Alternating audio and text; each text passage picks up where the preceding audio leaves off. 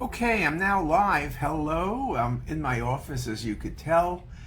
It's Thursday, November 30th. Tomorrow is December 1st. So it's been a quick run from Thanksgiving to the end of the year. Basically, it's downhill though. Some of us have the pleasure next week of being at a meeting in Orlando on imaging. So that should be a lot of fun.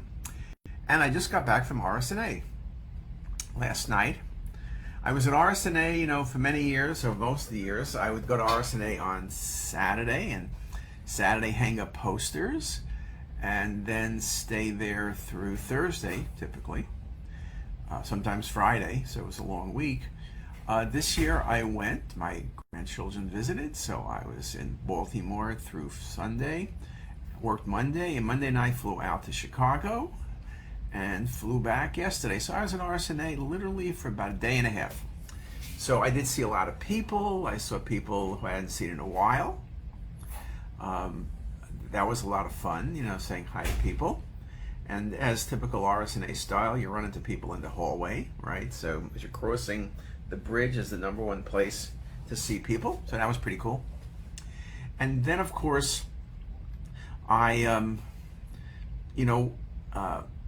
somewhat obnoxiously, I'll say that because of CTSUS, many of you out there are users of CTSUS. We now have on Facebook 1.2 million people every week. We have over 1 million on Instagram last week. We have 300,000+ to 500,000 on the website. Many people stopped me and said thank you, which was exceedingly nice. So on behalf of everybody on our team, Sarah and Lily, we thank you for your kind words. I did get a lot of selfies. People took selfies of me. I didn't get the pictures. If anyone wants, they can post them to prove I was there for CME credit purposes, perhaps. But it was great. It was great that people really enjoy, that you all enjoy CTSUS. And like I told people, we try very hard, and we constantly are thinking about what we can do better. Like yesterday, Sarah released our big new version on the App Store of Pancreas. We're working now on the quizzes for next year. I can tell you, doing that hard. We're working on new lectures.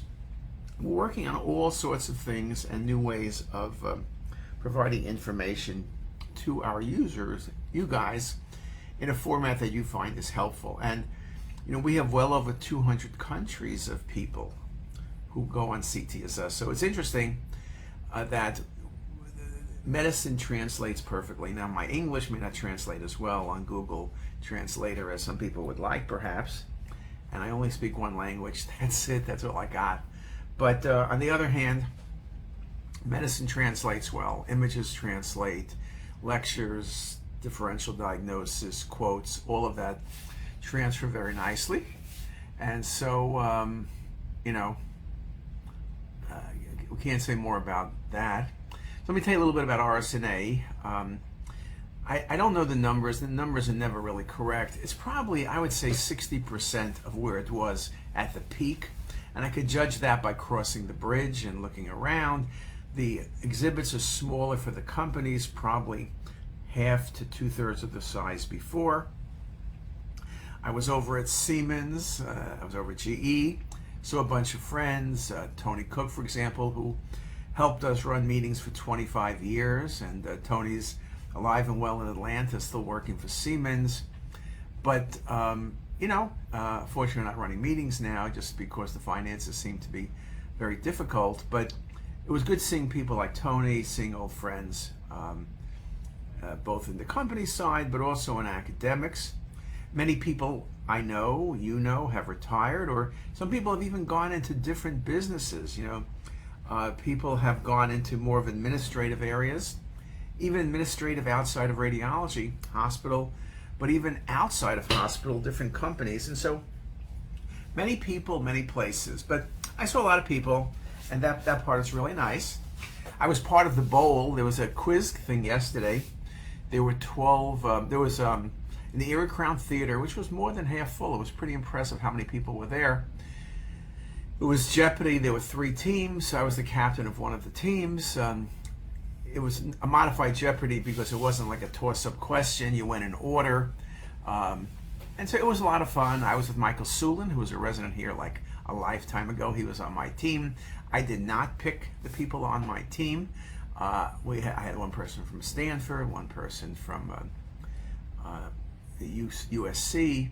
So we had very nice people, and we would have won if we could have answered the last question, but the buzzer went off and we didn't have time to get the question, so we were just that one question short. But nevertheless, it was a lot of fun, and the Shapiros, two different Shapiros, one with a C and one with an S, ran the thing.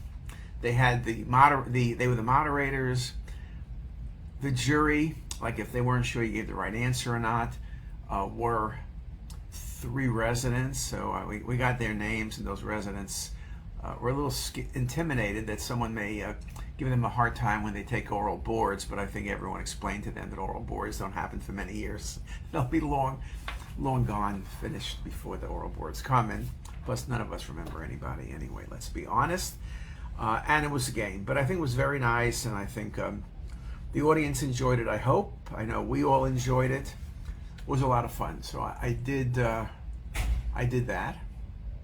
and I think that was great. It's a little goofy on the exhibits. You remember the old days way back when? It's been maybe more than a decade. All the posters, you'd walk up and down the aisle, see a lot of cool things, and run into a lot of people you knew or didn't know. Now, it's all on the computer, so you're not sitting around looking at the computer for hours. You can look at it after RSNA, so that's one of the things that changed, probably because it has to, but it is one of those things. Now I see online here we have John Bikino. Hey John, John's at home. And Lydiana, hey Lydiana's out in Palo Alto. So hope everybody had a good holiday. So we are, it's interesting. So I think radiology is strong. Everybody's complaining they're understaffed, overworked. RSNA, if you had to put into 2 letters, was AI. I saw it, my friends from NVIDIA there. But whether you're Siemens or GE or a million little companies, everybody was focused on AI, which is not a great surprise because that's really the future of medicine, the future of radiology, how to be more efficient, how to be more accurate, how to do better patient care. And we've spoken about that before, and I'm not going to give you a lecture about AI today, but it's no great surprise if you were there, you would have seen a lot of AI stuff, and that's how it's going to be. AI, you'll know when AI has become extremely successful in medicine, in radiology, when you go to the meeting and nobody mentions AI, where it's kind of like just built in. It was like in the old days, way back when people would speak about spiral CT, this, that, and the other. Now it's CT, because there's so many different variants. People talk about photon CT because it's new, but it's really, it is a lot of fun. And let's see what else. Tonight we have one of our speaker series. Many of you read our articles online in JACR, but we have one of our speakers tonight who's really spectacular. Someone named Diana Helfand, who's the founder and CEO of Parallel Learning, and she'll be speaking on neurodiversity and leadership, mainly focusing on leadership. What's interesting about her is she's the CEO of a company that works with dyslexic children and really has been able to promote and do it in a way that many school systems can use her people and her product. And people having learning issues increased in the COVID era, and what she's doing, and I won't go into it, is really phenomenal. The company is well financed. I think they're going to do incredibly well. And about her personally, I never speak about people's ages, whether they're young, whether they're old, whether they're in between old and young.